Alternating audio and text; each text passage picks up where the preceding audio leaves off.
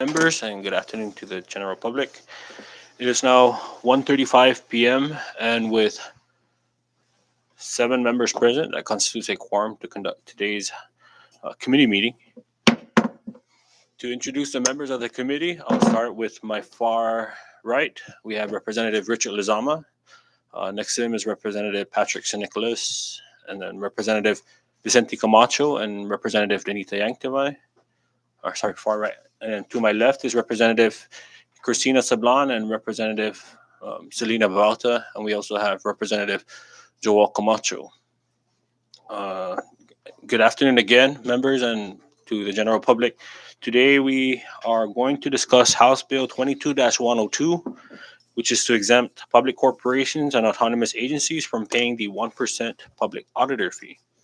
We've invited 4 individuals. We've invited the Secretary of Finance, Executive Director, CPA board members, and Ms. Gina Peter, Public Auditor.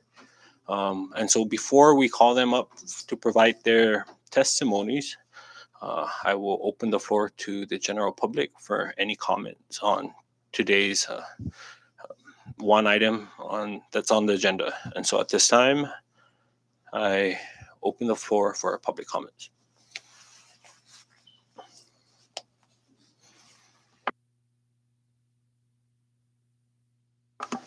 If there's none, I'd like to move on to the next item. And so with that, members, can I get a motion for the adoption of today's agenda?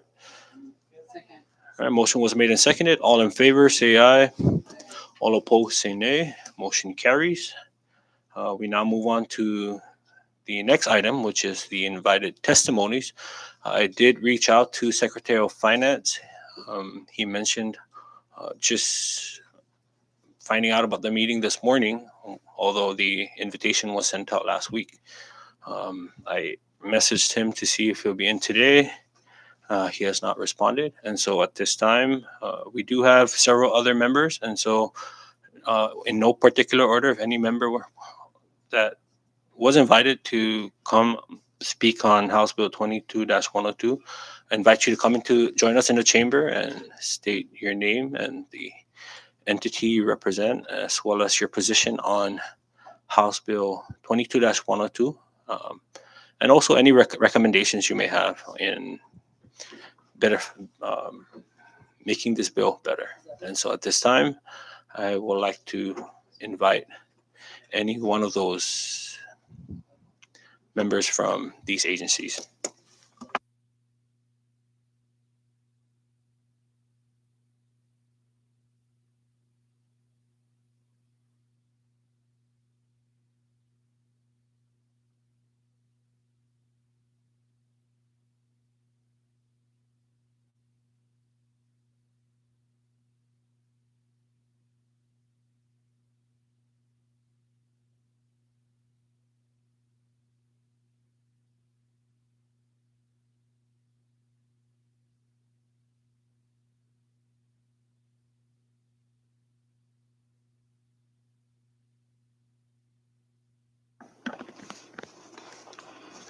Good afternoon, Chairman Donald Magnolia, and to the rest of the representatives, part of this House Ways and Means Committee.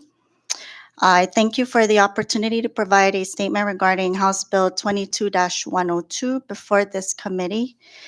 In addition to the House communication that I previously submitted for the House session held on May 25th in Rhoda, I would like to provide a brief statement on additional comments pertaining to the concerns raised with regards to this House bill.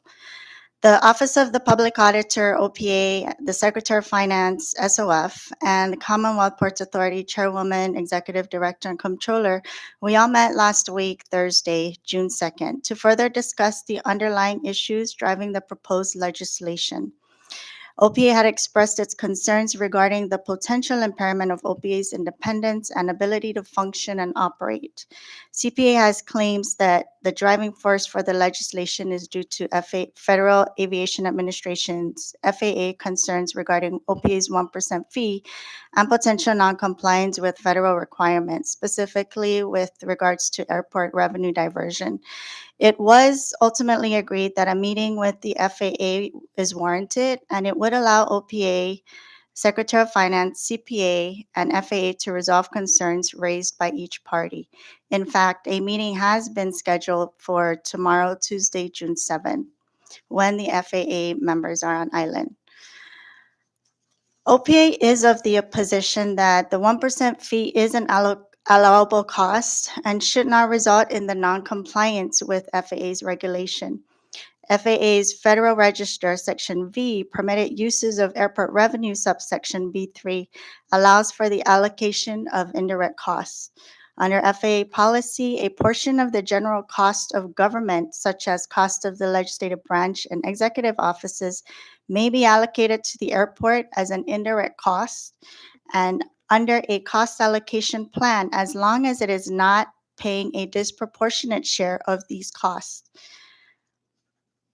I have attached a copy of the FAA policy for your reference, so I'll provide our statement with references as well. OPA's view is that the 1% fee, which averages to approximately $150,000 to $200,000 per year, which includes the seaport revenue, is not disproportionate to CPA's costs. Further, in the most recent audit report on internal control and compliance, it was noted that there have not been any federal findings associated with OPA's 1% fees. In fact, it has never been noted on any prior audits. I've also included the fiscal year 2020 report on internal control and compliance for your reference. Further, as part of the auditor's communication letter, you will also note CPA's assurance that there's no known non-compliance with federal requirements. As we has previously communicated, and to date, we have not received any evidence that CPA is at financial or operational risk from the federal grantors as it relates to OPA's 1% fees. As such, OPA strongly opposes this legislation for the various reasons that I had already presented in my prior House communication letter dated May 24th, 2022, and I've also attached that as reference. OPA requests that this bill be retracted and allow OPA, the Secretary of Finance, and all the other various agencies which this bill seeks to exempt to resolve unpaid fees without acting on any legislation that would hamper OPA's ability to operate with great independence and perform its duties with the appropriate funding source. In conclusion, I cannot emphasize enough how detrimental the consequences of House Bill 22-102 will be. Please take the appropriate course of action that benefits the greater CNMI government and agencies rather than solving for a selective cause or entity. All entity and agency leaders are accountable to comply with CNMI laws. I will also iterate that the CNMI government has been receiving an unprecedented amount of federal money, and the demands for OPA services have never been higher.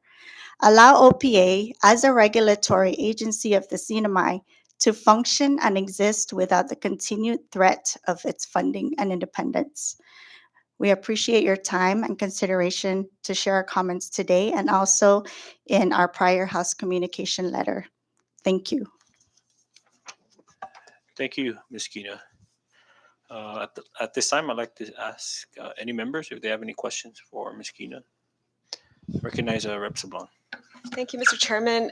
Welcome, Public Auditor Peter, and to all of your team here.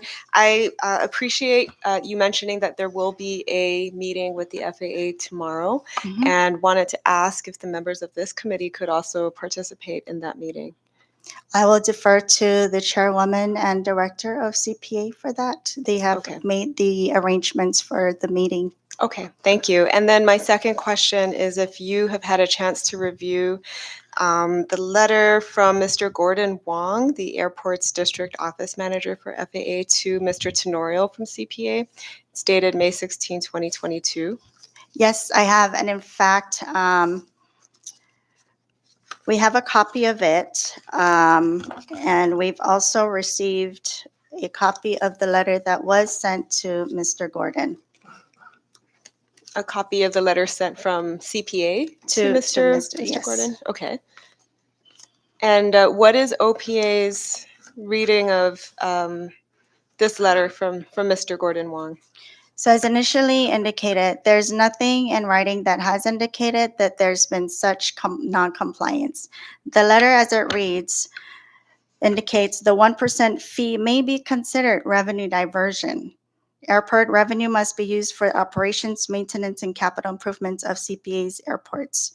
Revenue diversion could lead to placing CPA noncompliance and lead to sanctions prescribed by 2 CFR 200-505, which relates to audit requirements.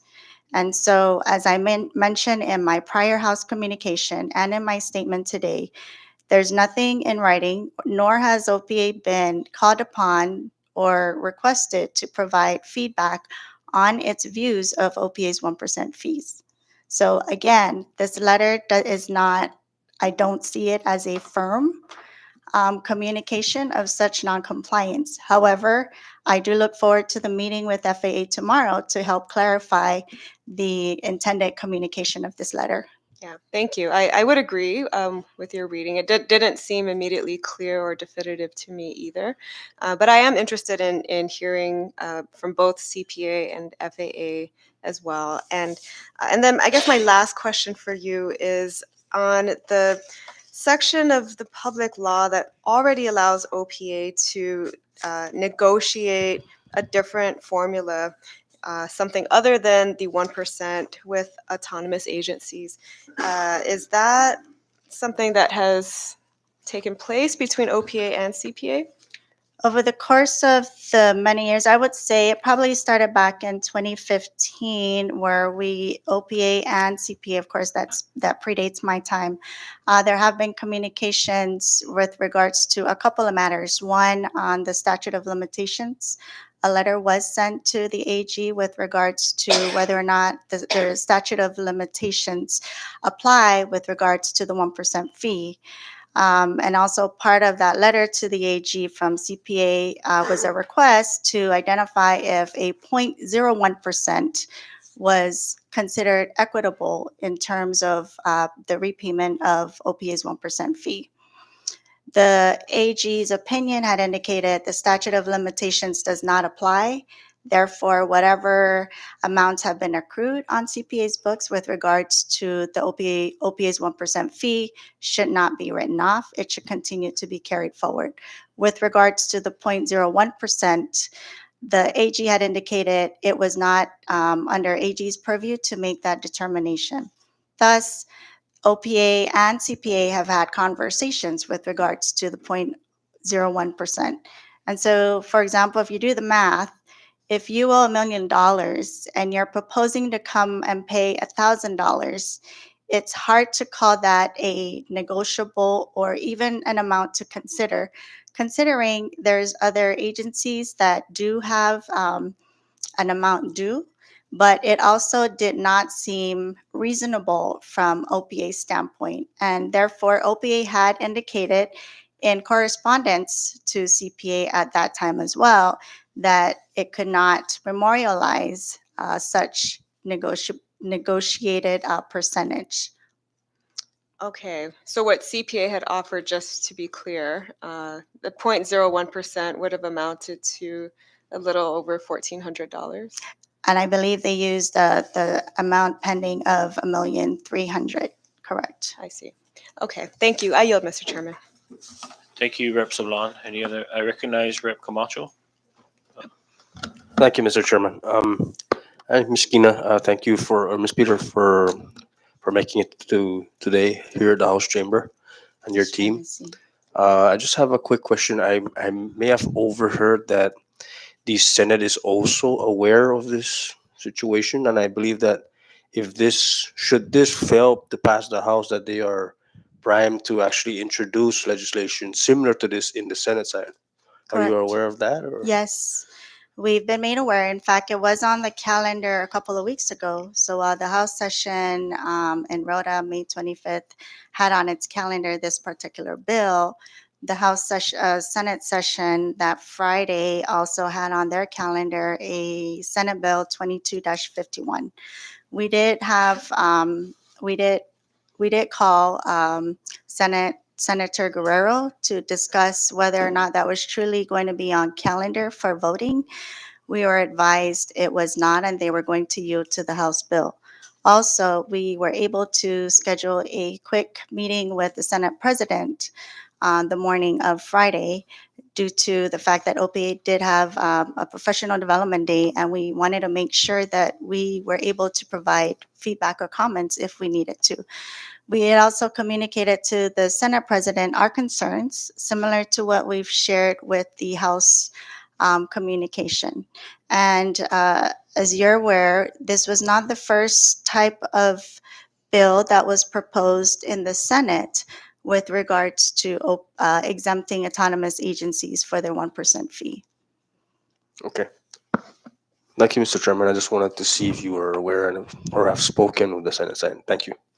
You. Thank you, Rep. Camacho. The question I have is in regards to what is owed to OPA from all these. Now, I know the finding and purpose is mentioned CPA, singles out CPA, but the amendment actually applies to all autonomous agencies. Do you have the figure as to what is owed by all these other agencies that are not being funded through the local appropriation?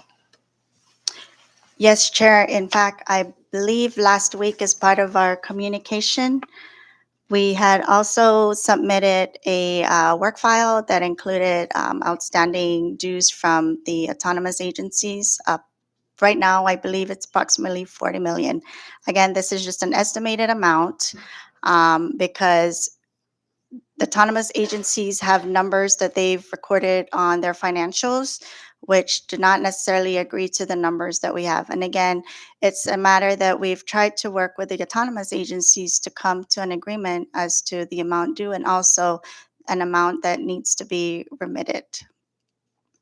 And also, I should emphasize that the past due amounts do not get into OPA's accounts. The past due amounts are amounts that can only be forgiven by the Secretary of Finance as the expenditure authority of the general fund. Thank you. Any other member? Recognize Representative St. Nicholas. Thank you, Chairman. Thank you, Kino. OPA stated that millions of dollars have been owed by CUC. How's OPA been able to function and maintain its independence on all time without collecting? We've been supported by the general fund. You will also see as part of the CNMI's audit financials that OPA, because through the general fund, had always been underfunded because we don't receive the amount due by the autonomous agencies. Thank you, Chair. I yield. Thank you, Rep. Patrick. Any other member? Oh, I would like to recognize the presence of Rep. Ed Probst. Any other questions for Ms. Peter? Recognize Rep. Joel Camacho. Thank you, Mr. Chairman. Just a last quick question, Ms. Peter. For those agencies that do not avail to the services of OPA, I know to bad, some agencies like NMC have been waived. Do you guys, is there particular agencies that you don't normally provide services for, like auditing and so forth? So we don't go through year over year, we don't go through our audit selection process, nor do we go through our work plan, specifically identifying who is covered, who is not. We look at critical matters. We identify areas that do require significant attention. For example, this year, we published a report called OPA's Work Plan. On that report, we've indicated our focus for this year. And as you are aware, and as I've stated in my statement, we have a lot of federal funding coming in. And ARPA is an item that's a significant matter that we definitely need to ensure we're monitoring, and we work closely with our external auditors. So I would say we're also working with our external auditors in terms of managing significant federal programs so that we can identify areas that do have areas of improvements. that we can provide and support. We have also gone out to the bigger agencies to discuss, one, the OPA fees, but also areas that we can support the autonomous agencies, so that we can continue to look at how we can operate efficiently and how can we resolve audit findings as it relates to federal programs. Now, I would say that just because OPA does not audit specific entities year over year, it does not necessarily mean that OPA does not look over or provide oversight to autonomous agencies. We are an audit and an investigations organization, as well as we do have other legislative mandates that require we support across the CNMI government. And in terms of investigations, by law, we hold those close to our office. So we wouldn't go out and publicize which agencies are being investigated, which targets we have that are being investigated. And so it's hard to focus OPA's fees as generalizing it to audit services. Thank you. I just wanted to comment on that. I think that it's pretty important that that was mentioned today, because from time to time we have agencies that come here and they they would make the argument to Congress that, what is the reason for them having to be deducted the 1% OPA fee and they're not receiving services. So I'm glad that you cleared that up, and so that the general public can hear that. Thank you, Mr. Chairman. If I can also add, Chair, the framework for the fees were established way back in the early 90s. The framework around 1% fees, that structure has been seen as best practice across Micronesia because it is a fixed rate. I know I've received commendations from Guam and also in Micronesia with the principals with regards to the fact that the fixed fee should really prevent us from having to continuously fight for a budget as they have to year over year. But it is unfortunate that we do face our own challenges here despite the fixed rate of 1%. Thank you, Ms. Peter. Thank you, Rep. Camacho. I recognize Rep. Well, before I recognize Rep. Abata, I'd like to welcome the Vice Chair, Rep. Karina Magofna. Rep. Abata, you have the floor. Thank you, Mr. Chairman, and welcome Public Auditor Kina Peters and your team. We've all heard that OPA doesn't necessarily audit autonomous agencies, as Rep. Joel Camacho has mentioned. We have heard, but my question is, if OPA doesn't necessarily audit autonomous agencies, although they do have the constitutional or the statutory authority to do so, have you ever conducted any investigations, the other part of your authority, on any autonomous agencies to justify the 1%? So let me, if I may, provide a little bit of insights in terms of when we say audit. We have financial audit services, which we typically outsource, and the law does allow for OPA to outsource those types of audits because there are specific federal requirements, and that's where we do need the special expertise of external audit firms. I would say there's also requirements for bond, for example, where it has to be nationally recognized audit firms. And at that point, we don't have a choice but to ensure that the auditors are of a national recognized organization. We do have performance audits. We do audit various agencies. One recent audits or two audits that we went out and did this past year, we went out and looked at the municipals of Rodan Tinian. Granted, those are government entities. I would go back to, I know this travel policy has been key.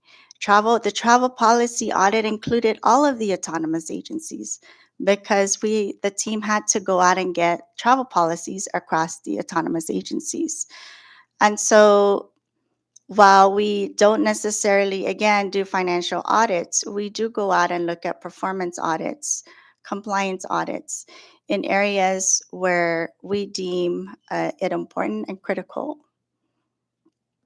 In terms of investigations, again, it's not an area where we disclose who, what targets or agencies we go out and investigate.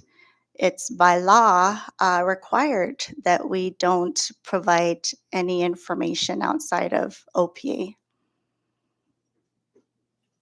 But my question is specific. Have you ever conducted any investigations, let's say across autonomous agencies? You don't have to name the agency.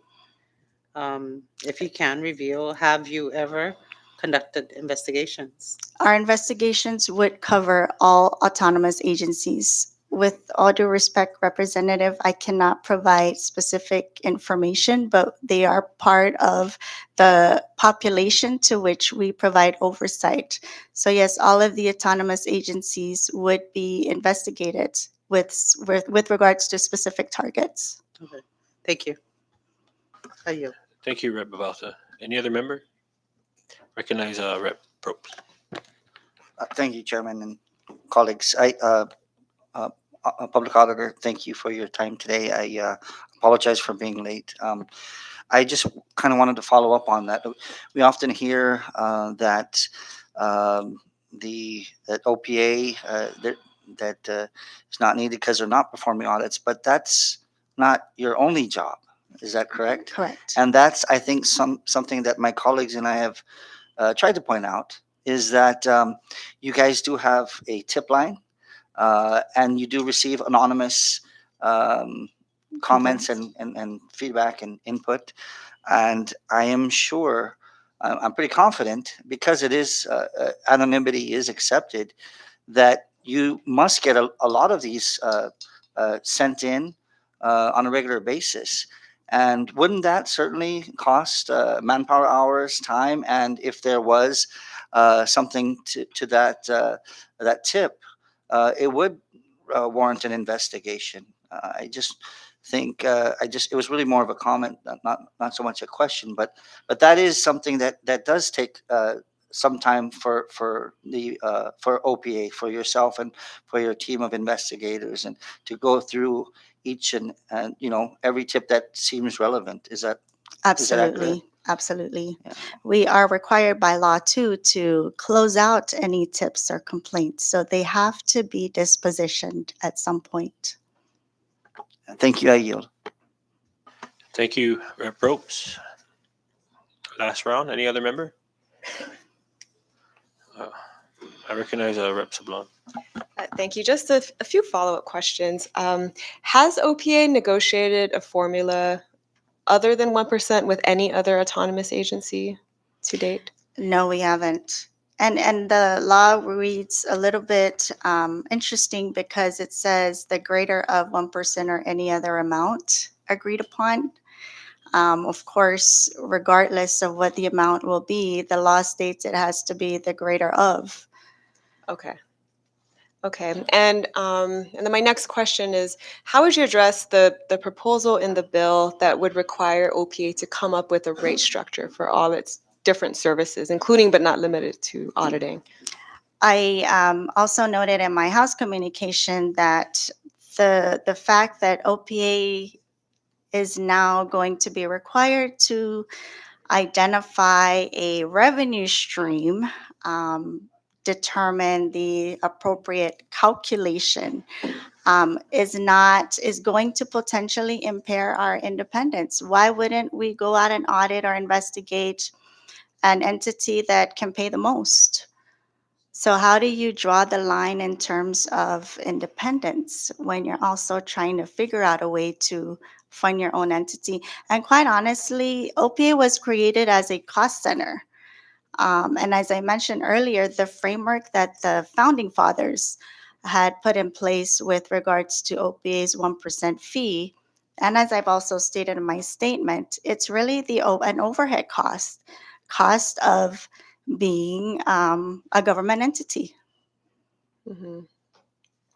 Thank you. And so, in your view, it wouldn't be practical or even advisable as a matter of policy to to compel OPA to come up with this cost allocation structure that CPA is proposing. And I can see where it would be problematic with respect to investigations, especially. Exactly.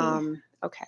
And then third, I just wanted to ask, does OPA also work with the Inspector General in reviewing federal funds coming to the government, whether it's the autonomous agencies or the central government? We have not necessarily been engaged, although our mandate does allow for OPA to work with with federal regulators.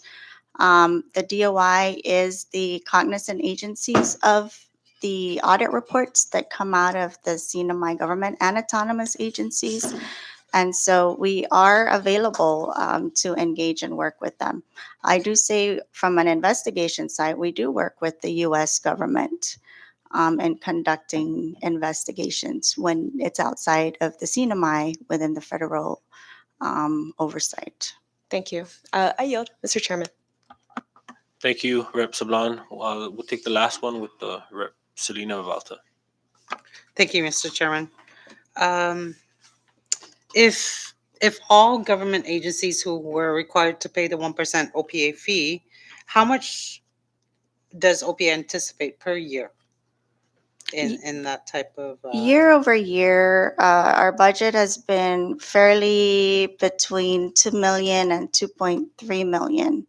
Our mandate doesn't allow for OPA to retain unencumbered balances. So every year, whatever we spend, don't spend, goes back into the general fund, which is why the past due amounts that we have on the table doesn't necessarily go to OPA. It will revert back to the CNMI general fund. We do pursue current year collections. We just have not been successful with that. So, if I understand you correctly, you should be getting 2 to 3 million if all government agencies were paying their 1% OPA fee. If the House were to pass House Bill 22-30 or 102, how much of a loss is OPA looking at if we exclude all the autonomous agencies that's listed in the bill and the current ones? So from the past due, we're basically forgiving approximately 40 million. From a year over year budget standpoint, we lose half of our funding source. So we're talking about 1 to 1.5 per year. Correct. Okay. That was it. And the law 7831, I believe, too, does specify that OPA should not receive no less than $1 million. True. That's all I have, Chairman. Thank you, Rep. Vivalta. And just to clarify, if this was just if this singles out CPA, you stand to lose about 150 to 200 from CPA. Correct. But I would also argue that it would also set the precedents in terms of singling out an autonomous agencies. Thank you. Just to quickly clarify the question you just asked, have you calculated what OPA would lose if we were to carve out just airport revenue and retain seaport revenue for the 1% fee? Seaport revenue for year over year is how much, Jack?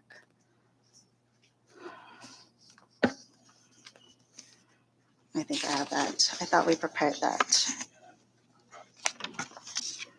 I do know the cumulative total is about 300,000, 400,000 cumulative total seaport revenue.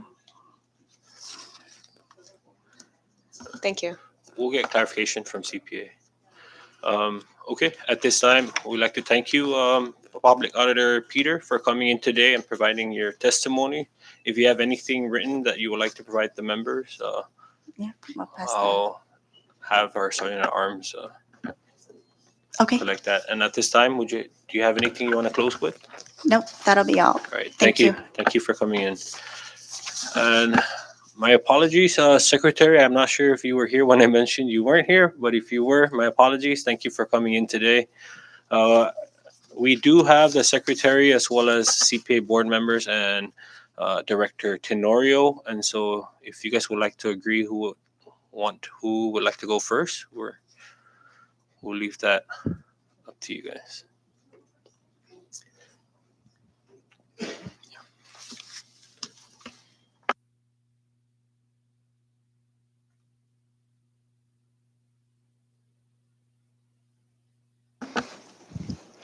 Good afternoon, Chairman Maglonia and respectful members of this House. On behalf of the Department of Finance, I'm here to provide some comments and recommendations. As previously stated in my letter to the Senate Fiscal Affairs Committee regarding Senate Bill 2251, the Department of Finance's position has not changed. The Commonwealth has a responsibility for strict adherence to the laws, statutes, regulations set forth to protect government resources from misuse. The Commonwealth government operates with a significant volume of federal and local assets and other resources requiring strict internal controls. The Office of the Public Auditor, OPA, is a critical component in ensuring these resources are protected and individuals adhere to these controls set forth to protect public resources. Consequently, we must ensure OPA is able to receive the resources necessary for their continued operations. This oversight from OPA over the use of government resources is also just not directly financial. OPA is entrusted with the responsibility for oversight over compliance with the CNMI Code of Ethics, in place to ensure that ethical conduct during the activities of government employees and officials, but also to play a critical role in promoting greater trust in government, which is crucial for fulfilling our shared responsibilities as public servants.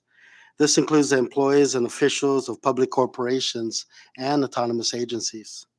Further, excluding public corporation and autonomous agencies from paying the 1% contribution sets a potential harmful precedent for the other organizations currently under some financial constraints.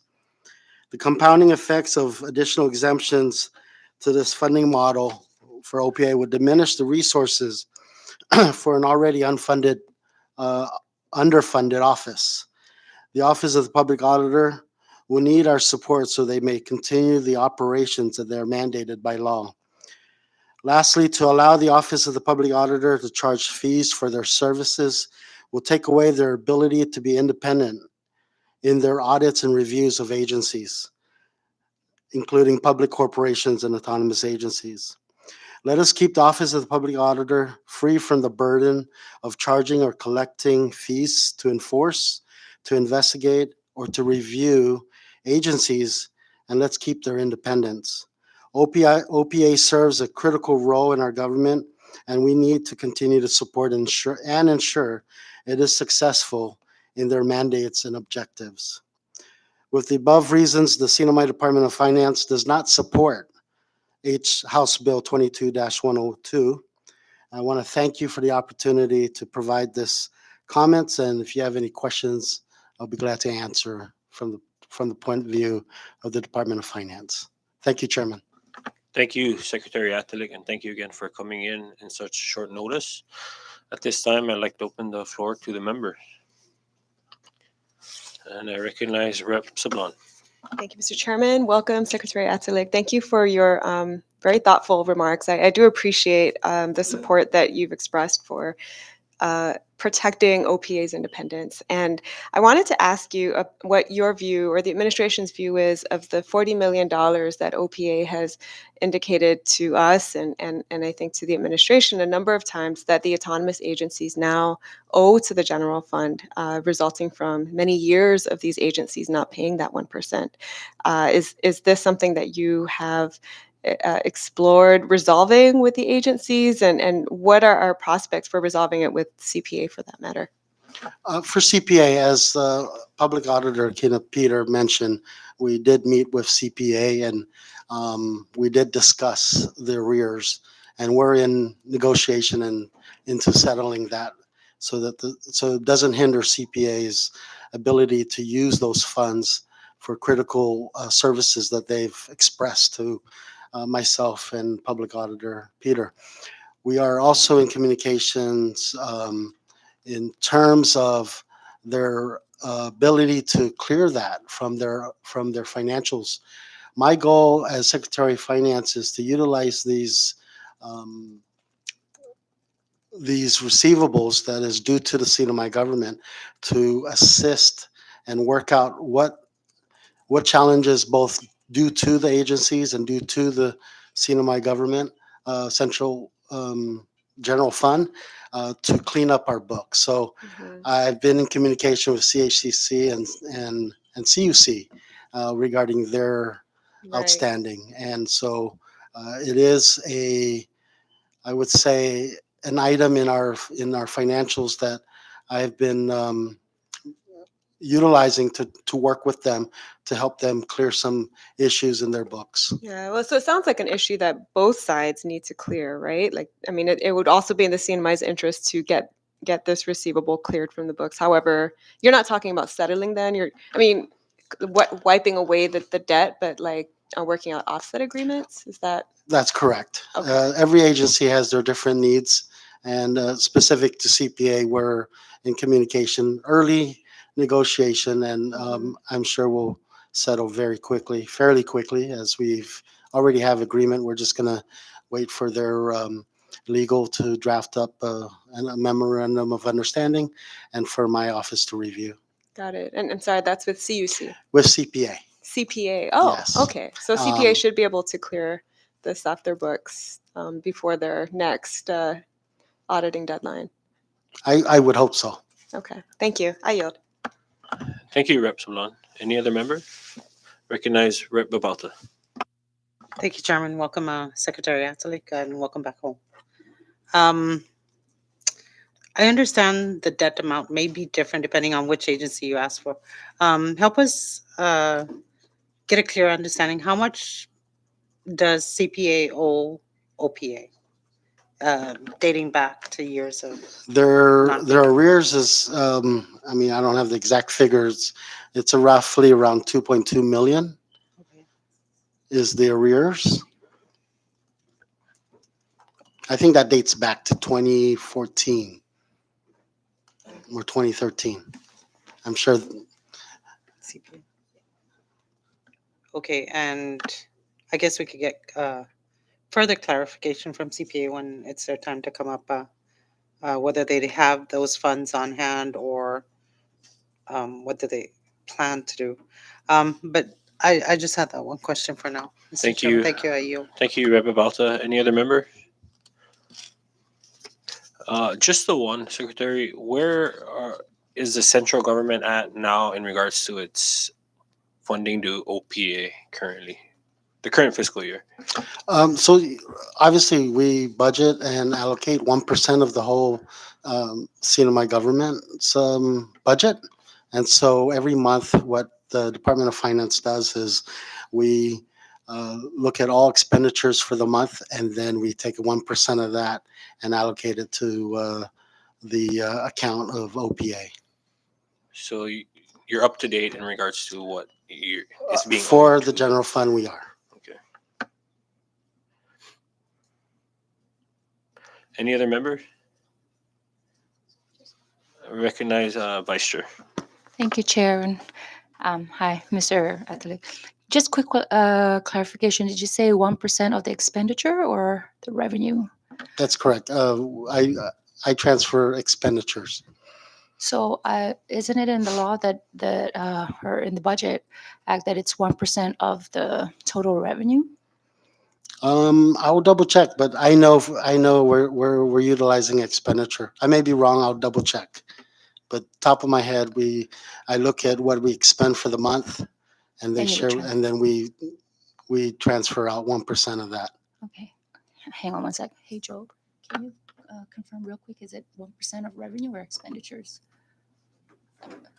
OPA.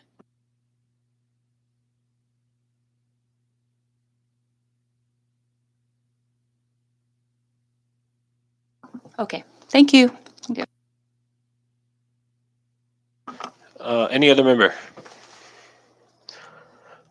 All right. At this time, thank you very much, Secretary Atherley, and we'll see you on Wednesday. Yes. Thank you, Chairman. Thank you for coming. Thank Is that you. something that you like to share with the committee? Is that written comment? No, thank you so much for the opportunity. I apologize for being a few minutes late, but thank you for the opportunity to step in afterwards, past my time. Thank you. Thank you. At this time, we would like to invite CPA board members and Director Tenorio.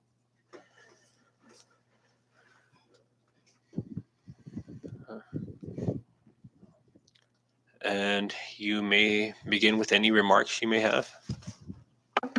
So I want to, first of all, thank you for this opportunity. And I want to start off by saying that CPA is agnostic with regards to this bill. This issue with revenue diversion is an issue that the FAA has been raising to CPA. It's not a new issue. We've been asking in previous legislatures to get CPA exempted from the 1% because the FAA has taken the position that the 1% across the board is what they consider revenue diversion. As you just heard from the secretary, obviously we don't get any funding for operations or any type of CIP funding from the central government, right?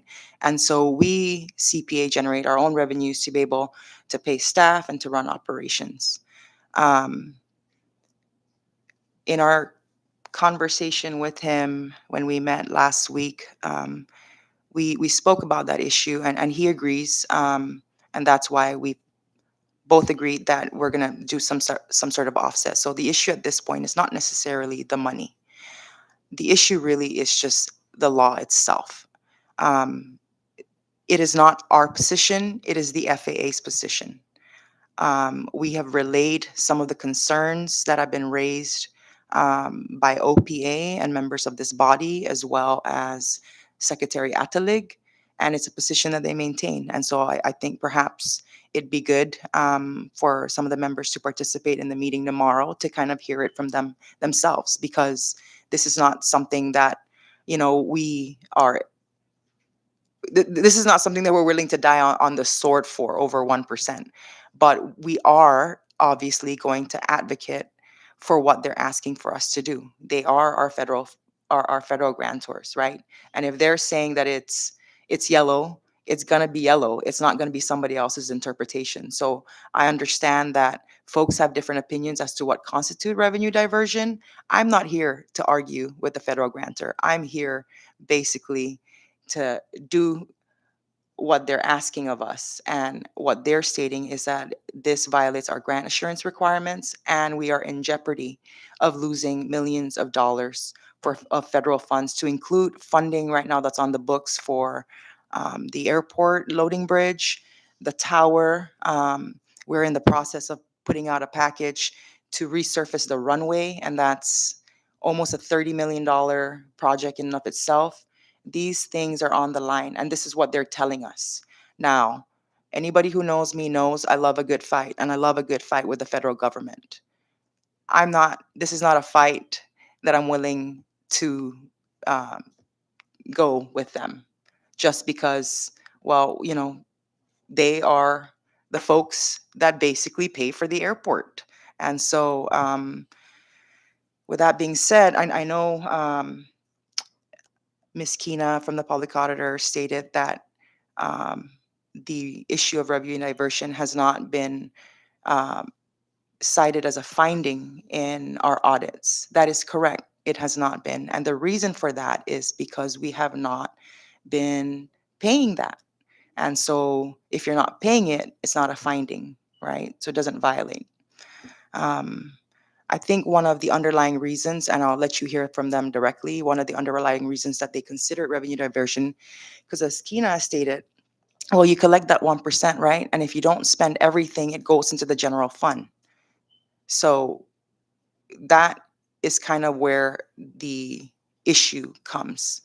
And so what they're suggesting basically is that they're okay, for example, if they bill us for services. As to the other government agencies, we're not here to advocate for anybody else. We're just here to advocate for what we're being asked to do. And so that's why we're here. So thank you. Now, we're open to any questions. Thank you. And just for the record, please, your name and your position. Oh, within CPA. for the record, my name is Kim Hines. I am the Commonwealth Ports Authority chairperson. Thank you, Chair. Mr. Tenorio, is there anything you would like to add? Sorry, before you proceed, I did receive the director's comments this morning, and I shared it with the members right before this meeting, and so you also have copies of his written comments. But Mr. Tenorio, if there's anything you'd like to add? No, actually, I was just gonna say that I submitted a written comments. Thank you.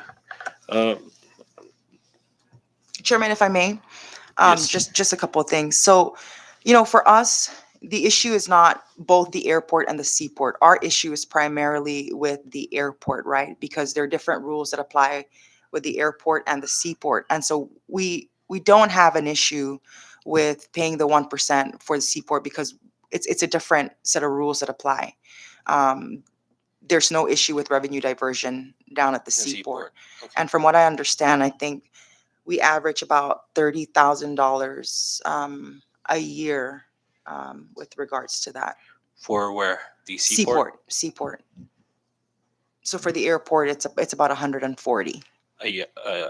Yeah, Sorry. just depending on what the budget 30,000 a is. year for the seaport, or The 1% amounts to about 30,000 a year yeah. for the seaport, and 104,000 for the airport. 140, 150, just depending on the budget. So And if that's, so if the concern basically is just an outright waiver, right? Because I do understand what the public auditor is saying, right? Some of this costs, somebody has to pay for some of these services. And so Okay. I just wanted to put that out there. the meeting that you have tomorrow, you mentioned members possibly joining in. What time is that meeting? And I believe it's at 1:30. It's a meeting that's been organized between the speaker and the Senate president with, I guess that's something that you would have to take up with the speaker Okay. himself. Thank you. All right, I open the floor to the members. Recognize Rep. Sablon. Thank you and welcome, Chairwoman Kim and Mr. Tenorio. Thank you for being here to answer our questions. My first one is I appreciate what you said, Chair, regarding I guess just the acknowledgement that CPA hasn't been found in noncompliance by the auditors, right? But do you have anything that's, I guess, firmer than this May 16, 2022 letter that says explicitly what you just said, that CPA will lose its federal grants, and if it continues to have this OPA 1% fee on the books, at least for airport revenue, right? Is there anything like that? I think that's something that you would have to speak to address Mm-hmm. to the compliance person that's coming out from regional. Okay. There's just some stuff that they're not willing to say affirmatively, but just in our weekly conversations with them with regards to the efforts that we're making to kind of clean our books and address our audit findings and the issue with revenue diversion. Mm-hmm. It's just a position that they've taken, Yeah. and I've raised some of the suggestions that you've made with regards, in the conversation that we had, the concerns with and the suggestions that were made by the public auditor, and it's a position that they've taken, and I guess we can flesh out some of those concerns Mhm. when we have that discussion tomorrow, so that they could be more clear with you. Yeah. But yeah, so I wish we had something more definitive, where where Mhm. they state in black and white, but it is what they're telling us. And as a matter of fact, we do have a July 31st deadline in Mhm. terms of just getting a lot of these different pending issues addressed. And so, just for the record and for situational awareness, this is not the first time that this issue with regards to revenue diversion has come up. The first time was some time ago, prior to me becoming chair. This was the sewer line that was built, and I guess it was built on CPA property, and certain things were done on CPA property, and they viewed that and they're at no cost to CUC, for example, right? And so they took the view that because these infrastructures were built on CPA property, and that CUC was generating income from basically the water and the sewer line, that that was a diversion of revenue, and so that had to be resolved. Another issue that we just currently resolved was these water wells that were built on CPA. That settlement agreement just finally closed out after 10 years last year. Another issue is the fuel aviation tax. So the CNMI government charges fuel aviation tax, and they collect that, and they took the view that is also potentially airport revenue diversion. So we're still actually waiting to hear back their response from a letter that was provided by the governor a few weeks ago, stating that we qualify for being grandfathered in, because this tax was implemented prior to a, a certain cutoff date provided by their Mhm. rules. Yeah. Yeah. It just seems really strange to me that there would be a federal agency, I mean, in this case, FAA, telling the grant recipient that compliance with the law that applies to all other agencies would jeopardize the grant that you're getting. I mean, I just don't. That doesn't make any sense to me. And I guess I'm just wondering if you could address the other comment that the public auditor raised, which is, well, I guess their position that the OPA 1% fee should be an allowable cost, and that the FAA grant conditions do allow for allocation of indirect costs. Like, why wouldn't this OPA 1% fee just be considered an allowable cost, as it would be for all the other federal grants we get with other other agencies?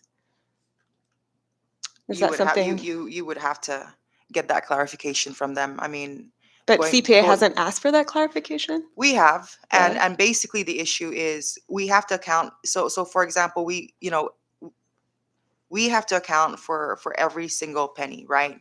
And so within that 1%, we have to account as to where that 1% goes to. So for example, so the $140,000, we need to be able to justify and explain Mhm. basically what that $140,000 is going towards to, Mhm. right? Right, and I think the condition is that it shouldn't be disproportionate, like a disproportionate cost for CPA. So if it's a cost that all the other agencies are having to pay by law, like, I just don't understand why FAA would take issue with that. What So going back to what I mentioned earlier, so you collect this 1%, and whatever revenue or whatever amount that is not used by OPA ultimately ends up going into the general fund, Mhm. right?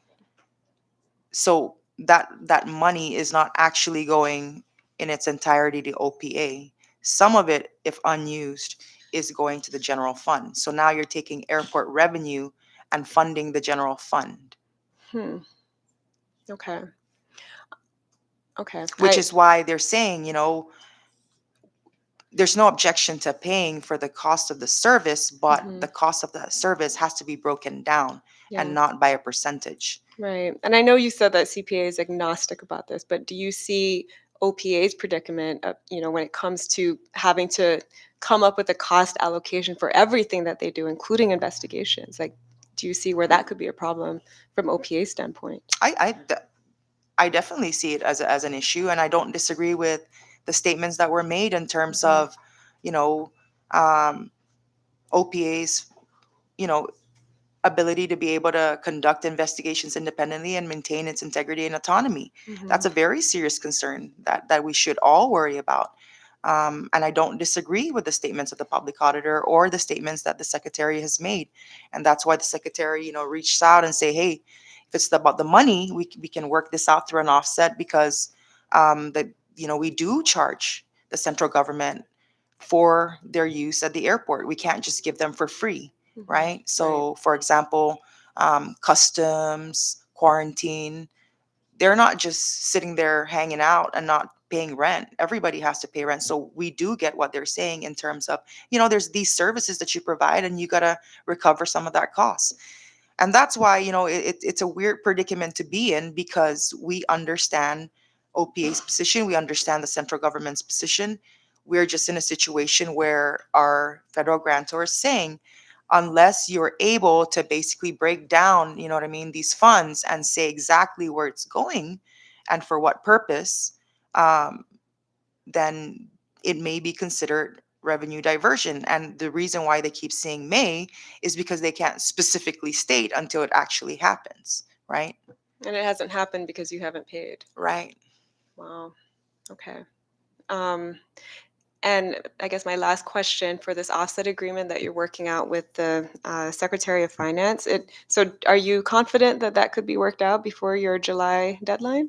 So, the issue is not about the money, it's about having the law on the book for us, according to them, right? Just the one. So it's not really just about the money. Mhm. I mean, obviously, CPA, given our numbers and our revenues right now, we desperately need those funds. And we're literally just surviving on CARES Act money and ARPA, and we've stretched that out. CPA was the first one to go on austerity, last one to go off. You know what I mean? And we don't get any money from the central government to make any type of improvements. And so um, we desperately need that money, to just maintain our current operations um, and take care of the business that we need to take care of. So it's not just about the money, it's about having the law on the book, you know? Hmm. So that's the issue. Okay. And I think that would be something to further clarify with FAA. I Yeah, mean, if they're really holding this over our heads and threatening grants if we don't change our law, right? pretty much. Yeah. Thank you, Mr. Chairman. Thank you, Rep. Sablan. So, Chair Hines, the one version of the bill that you would support would be to to separate the airport and the seaport revenues and charge the seaport revenues or charge the 1% Right. of seaport revenue. Because the issue is not with the seaport, the issue Right. really is with the airport. Okay. Thank you for stating that on the record. Any other member?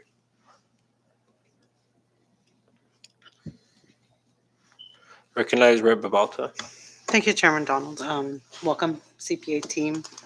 Welcome, Chairman Hines and Uncle Director Chris. So this negotiation that's been happening between Department of Finance and CPA, and you've mentioned that it has the potential to be settled before their July 31st deadline. Um, are you at liberty to tell us what the negotiation is? What exactly is I being? don't think it's a secret and it's public information anyway. So um, we are required basically to charge rent even to government agencies, right? And so that's kind of the deal, is to kind of just offset that cost. I was wondering what did CPA have to offer? Because I know that OPA negotiated with CUC as well. They're offsetting some things. Yeah. So I just wanted to find out what CPA had to offer to the central government to offset this. So from my understanding, if so, it would be okay in your opinion, maybe at this point, because we don't have FAA before us, based on your conversations and discussions with FAA region, if OPA were to itemize their services that they could provide, although it's a long stretch because statute specifically states 1% or the greater amount. Right. If they were to itemize all of that so that none of it goes to the general fund at the end of the year, is something in your opinion that the FAA would be amenable to, or I can't speak for them. okay? I'm thinking that could be a Because that was their possibility, biggest right? concern, I guess, Yeah. when they, had your discussions, that the problem is, excuse me, one, having it on the books as a statute. The other one is that at the end of the year, whatever amount they don't use goes back to the revenue. I mean, to the general fund. So I'm wondering.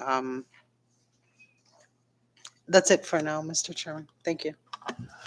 Thank you, Rep. Mabalta. Any other members for the first round?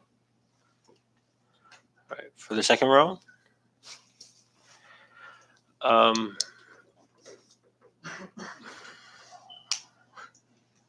I think with the meeting tomorrow, we do have a budget hearing tomorrow around the same time. But if we can get enough members to establish that quorum and then allow for one or two to sit in on that meeting, and I'll ask the speaker to include the invitation, extend the invitation to those members, and we can have them sit in and ask further questions with the FAA representatives that will Sure. be coming on, if that's not a problem with you, Chair. And so if we have any questions after the meeting, after the representatives from this committee reports back, then we'll call you in. But the speaker would like this bill. Well, we have a deadline of Wednesday to act on this bill, and so we'll see how the meeting goes tomorrow, and then we'll call back any entity, whether it be CPA or OPA or Secretary of Finance, to come in before the committee to address any of the follow-up that the members may have. Sure. And so at this time, I'd like to thank you, Chair Hines and Director Tenorio, for coming in today and shedding light on some of the issues that CPA faces with this OPA fee. And and so again, thank you for coming in and sharing your comments All right. on this bill. That's it. Yep. Thank you. Thank you. At this time, members, we still have the bill on agenda. There have been several drafts of possible amendments, and so some of the amendments for the members to consider would be to the way the current format of the bill will include all public corporations and autonomous agencies, and so one of the amendment, should we move forward with this bill, is to have this only apply to CPA, and the other amendment would be only charge the 1% to its seaport operations.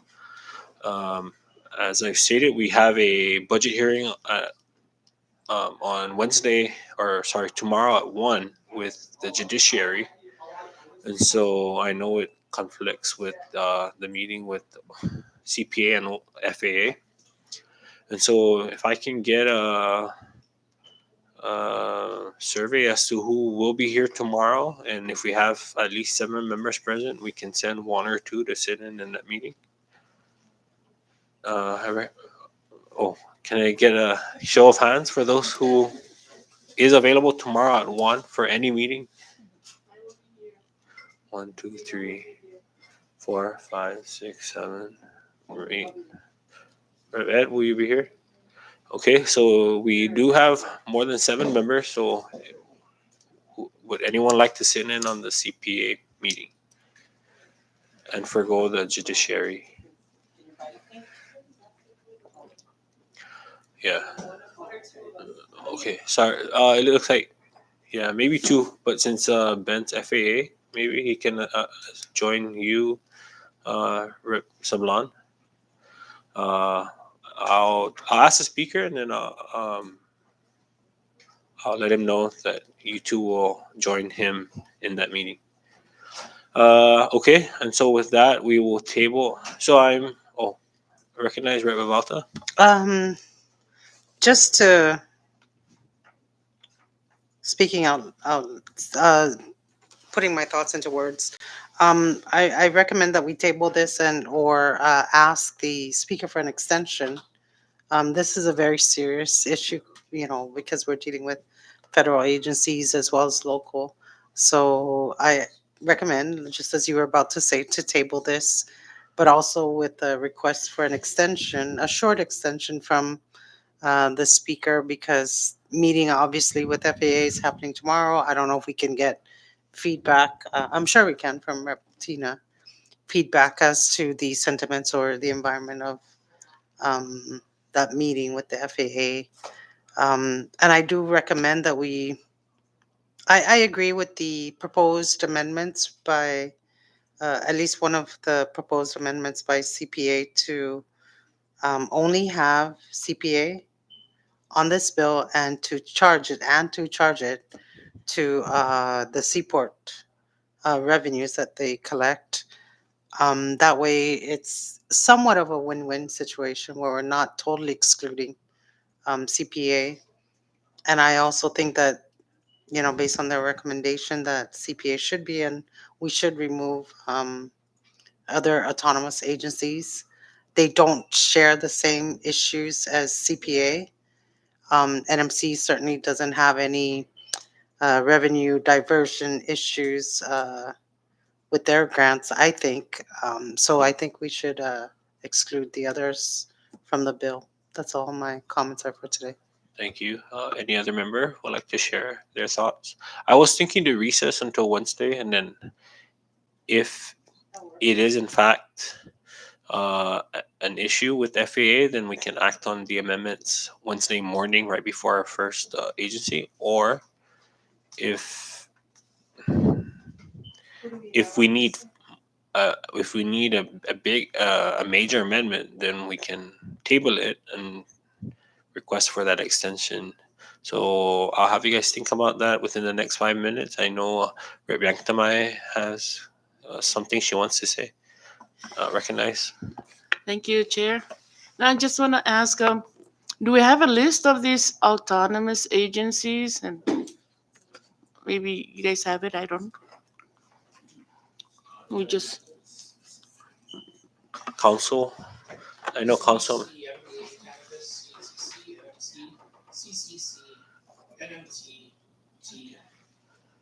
PSS, OPA.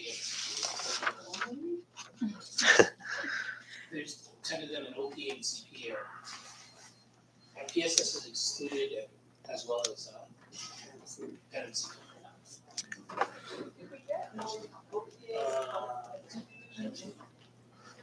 Sorry, what's that? Oh, legislature. We'll have to look through.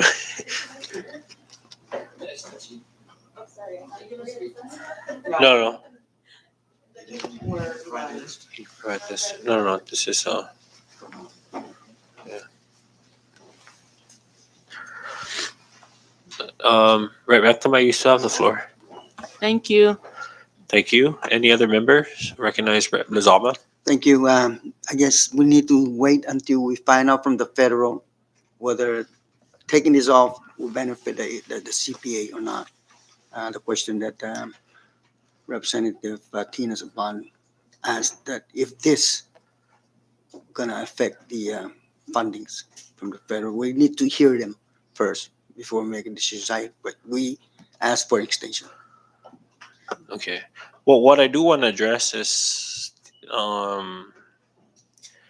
any amendments that we may have, and if there are major amendments, that way we can decide if we're gonna have another meeting, or based on what's currently being proposed, should we just recess till Wednesday?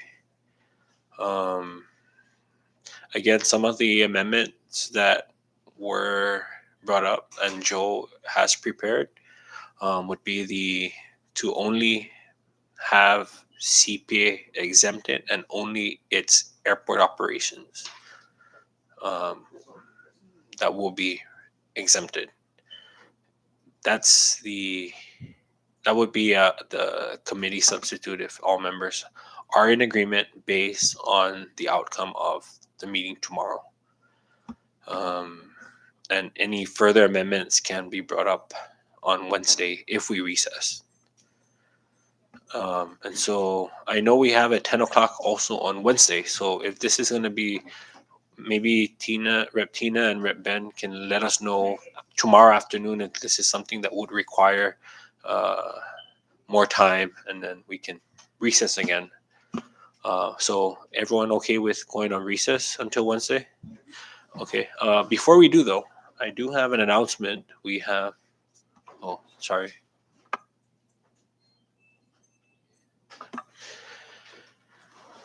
DFEMS had requested to reschedule their meeting.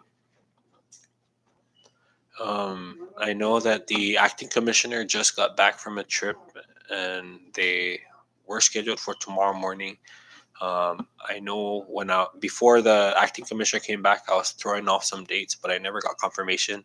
So I scheduled it for the 7th, but he thought it was the 9th because it was one of the recommended dates, and now he's asking for the 10th. So I'm inclined to postpone tomorrow's 10 a.m. To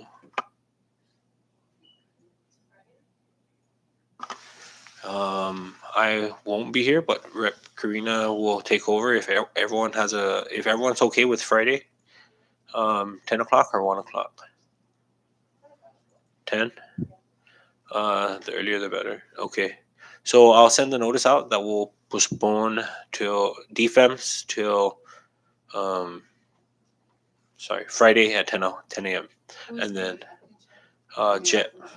Jess Mesa. Okay. I don't know yet. I'll ask the speaker. He was invited to that meeting.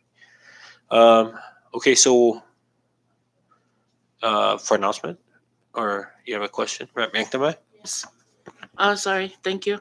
So we're moving it to Wednesday. What time? No. Which one? No. The DFEMS? recess. We're gonna recess. Oh, recess till Wednesday, What 9 a.m. Okay, good. Thank you. Right 'Cause before our 10 a.m. Yes, because I have appointment in the afternoon. Thank you. But we have budget hearing in the Yes, afternoon. after that one. Okay. Thank you. Thank you, Rep Yanktamai. Any other announcement?